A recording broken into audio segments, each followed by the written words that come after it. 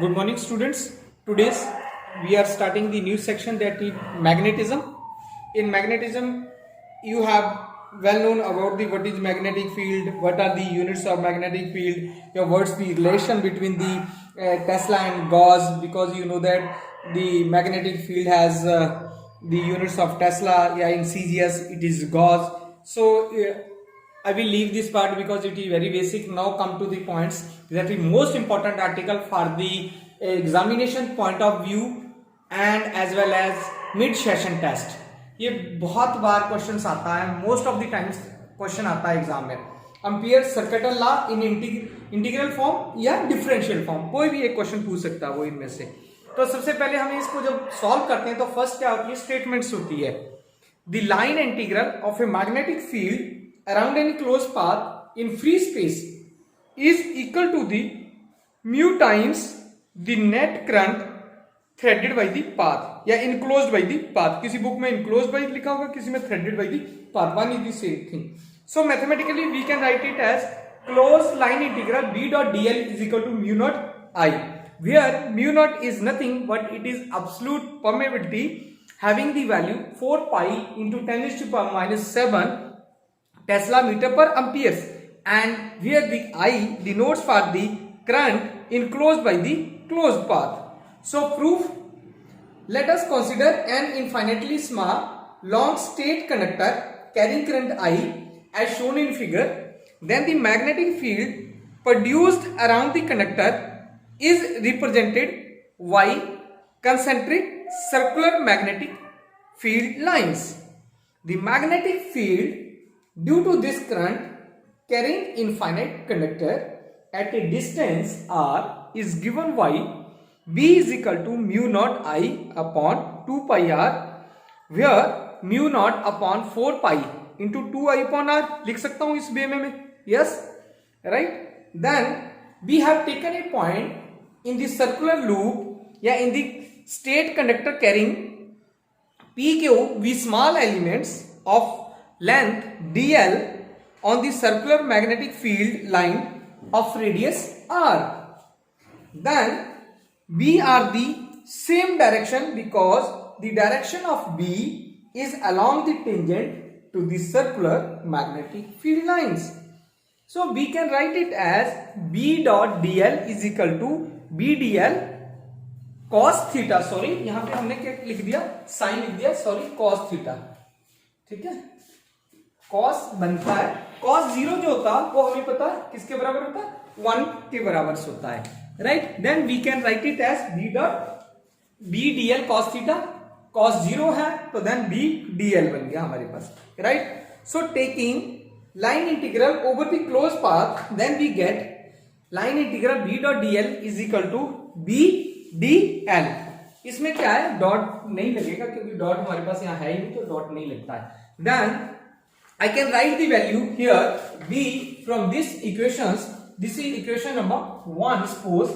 Then I would like to put the value here b dl mu naught upon 4 pi 2 I upon r into dl. Then I can manage this in this way, mu naught upon 4 pi 2 I upon r, then the line integral of dl. Right? अब dl जो है हमारे पास, अगर line integrals की बात कर रहा हूं मैं, तो हमारे पास क्या बन जाता है, सर्कमफ्रेंस ऑफ दिस सर्कल बन जाता है जिसका रेडियस r है. Then circumference is equal to किसके बराबर आ जाता है, 2 pi r. Then I would like to put the value of close integral dl is equal to 2 pi r. Then mu naught upon 4 pi 2 pi upon r into 2 pi r. अब मैंने पाई से pi cancel out कर दिया, r से r, 4 से 4, then we get mu i. Right, ये हमारे पास जो स्टेटमेंट थी वो हमारे पास प्रूव कर दिया हमने. अगर हमारे पास क्या करते हैं, if the close path does not bound any current, अगर मेरे पास करंट ही नहीं मूव कर रहा है तो क्या होगा उस केस में, then I will be equal to 0. Then I will be equal to 0 mu तो इंटू 0 किसके बराबर आ जाएगा, 0. तो then b dot dl is equal to 0 के बराबर हमारे पास आ जाता है. तो this ampere circuital law gives us the same importance in magnetostatic that the Gauss law plays in electrostatic. Similarly role हमारे पास जो गॉस लॉ का इलेक्ट्रोस्टैटिक में होता है यहां भी हमारे पास एम्पियर सर्किटल लॉ का सेम रोल होता है इन मैग्नेटोस्टैटिक्स। नेक्स्ट जो हमारे पास आता है curl of a magnetic field या Ampere's law in differential form. Let us consider a region of space in which current are flowing. The current density J varies from point to point. What is time independent? So the total steady current I is given by I is equal to surface integral J dot ds, where J is nothing but it is the current density and ds is the area vector of the current of surface as bounded by the closed path.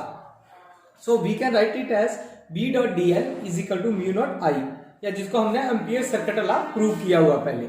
So by using this equation या नंबर 1, then curl close integral या line integral B dot dl is equal to mu naught surface integral J dot ds, हमने I की value वहां put कर दी और कुछ नहीं किया इस इक्वेशन में। Then according to Stokes theorem, the closed line integral of B is equal to the surface integral of its curl. Then हमने पहले भी पढ़ा था कि जो लाइन इंटीग्रल होती है वो सरफेस में कन्वर्ट करती है, जो गॉस डाइवर्जेंस थ्योरम होती है वो सरफेस टू वॉल्यूम में कन्वर्ट करती है, स्टॉक लाइन टू सरफेस में कन्वर्ट करते हैं। So then we can have the values surface integral curl of B ds is equal to mu naught surface integral J dot ds।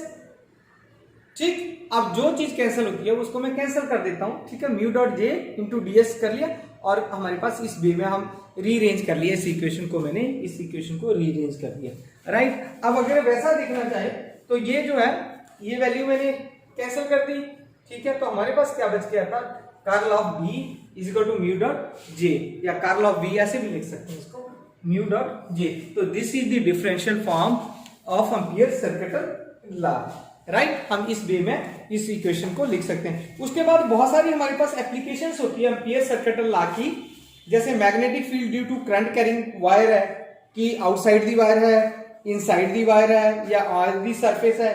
फिर उसके बाद magnetic field due to long solenoids है, फिर ट्राइडार anchor rings है, और उसके बाद हमारे पास जो मेन आर्टिकल्स आता होता है यहाँ पे वो होता है हॉल इफेक्ट्स, वो भी हम करेंगे, और उसका कोफिशिएंट ऑफ हॉल इफेक्ट्स कैसे निकालते हैं, उसकी divergence of magnetic field vector कैसी होती है। तो इस वे में हम ये सारी इक्वेशंस जो डे बाय डे करते जाएंगे। सो इन ऑर्डर टू या in continuous to the lecture the application of Ampere circuital law, Ampere circuital law is used to determine the magnetic field at a point due to current carrying wire, current carrying solenoids and toroids. So main जो है magnetic field due to a current carrying wire है। अब उसमें क्या, जो magnetic field at a point outside the wire है। Let us consider straight wire A B of radius R carrying current I, A and B, this is A and B points है, ये हमारे पास carrying है, और इसका radius जो है वो कैपिटल आर दिया हुआ है, करंट आई है as shown in figure. The magnetic field lines are concentric circles centered at the wire in plane perpendicular to the wire. So the magnetic field at point P at a distance r from the axis of the coil is given by the ampere circuital law. It means that the r is greater than capital R. So ampere circuital law क्या बोल रहा है, this is B close integral dl is equal to mu naught I, right, या इसको मैं ऐसे भी लिख सकता हूं or B D L cos 0 is equal to mu I, ठीक है। अब इस केस को मैं इस वे में भी लिख सकता हूं, B line integral D L is equal to mu naught I. तो डीएल हमने पहले भी निकाला है, किसके बराबर था, सर्कमफ्रेंस था of the circle, then it is equal to 2 pi r, then we have b 2 pi r is equal to mu naught I, then b is equal to mu naught I upon 2 pi r. तो when the case is magnetic field at a point outside the wires की बात है। अब when the magnetic field at the surface of the wire, ठीक है, what can happen, then the value of r is equal to r के बराबर हो जाएगी, then we put the value here mu naught I upon 2 pi r. Third case क्या होता है, जब magnetic field at a point inside the wire है, magnetic field inside the wire हो जाएगी, तब क्या होगा, उस केस में क्या होता है, उस केस में जो आर की वैल्यू होती है वो लेस देन आर हो जाती है, राइट। जब उस केस में ऐसा कुछ होता है, the point P inside the wire, then the symmetry suggest that the B is tangent या magnetic field is tangent to the path of the concentric circles if the current is steady and distributed uniformly through the cross section of the wire, then the current surrounded by the path of radius r is given by I dash is equal to 1 upon pi r square into pi r square।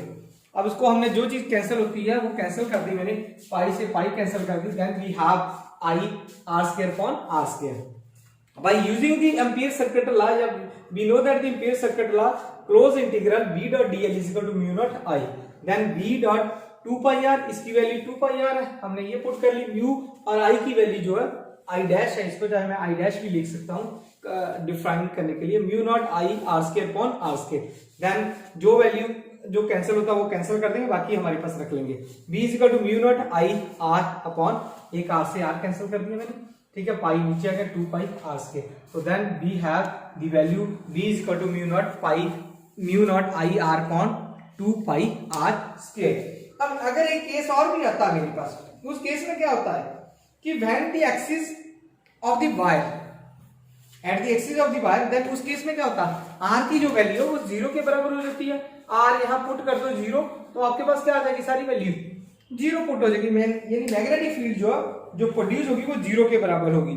It means that if you see the diagram या variation between the magnetic field and current at a distance from the axis of the wire as shown in figure, जब भी आपके पास B और R का जो graph बनेगा वो इस केस में बनेगा। देखो इस केस में क्या होता है, B जो R के बराबर हो गया, अब इस केस में जब डिक्रीज होता तो B inversely proportional to R के बराबर होता है, यानी डिस्टेंस के बराबर होता। तो these are the some applications of the ampere circuit law. उसके बाद हमारे पास आएगा नेक्स्ट में magnetic field due to long solenoid और एक ट्राइड के बारे में आएगा। Thank you very much. Hope you enjoyed this lecture.